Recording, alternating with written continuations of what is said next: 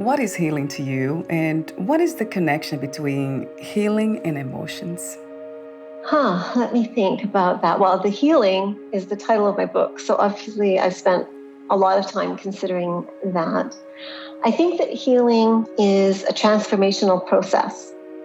And I think it involves unraveling whatever trauma, hurt, or pain you've experienced in your life. And I believe there are many different tools that you can access to achieve that and create your healing journey. It's different for all of us. But for me personally, I have 4 really solid tools, and they are writing in my journal, that process of getting my feelings down. Practicing yoga is where I get still and listen to my spirit. Being out in nature is really fulfilling for me, and connecting deeply with people in conversation.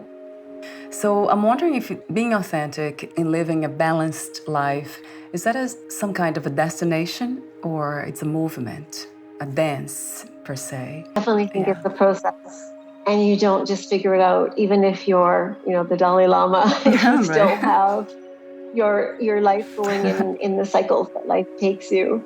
But I think you're born as your authentic self. And then I think different influences, starting with your parents, they can have ideas of where they want you to go. And they aren't necessarily coming from a bad place on those people's parts, but they don't necessarily honor who you are.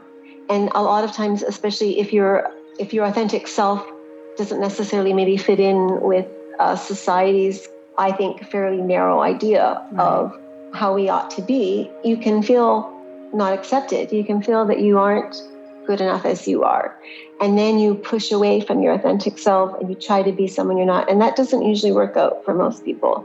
I think it creates feelings of depression and anxiety and hopelessness when you are living a life that isn't yours, and when you aren't loving yourself, because we're all lovable, even when we've done some things that maybe aren't very lovable. The core of us, our authentic self, is. So it's not just about healing, but about being open and trusting life itself. It really helps with that fear story. When you trust life, you don't need to be afraid.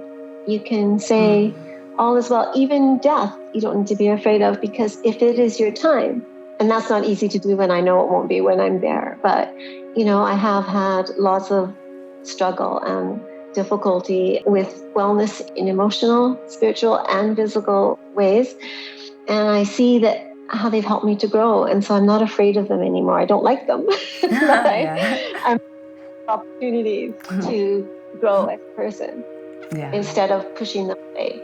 I love your wisdom, Lynda. Thank you for sharing that, or for being that. That's the embodiment of that truth. We need to see that more in the world.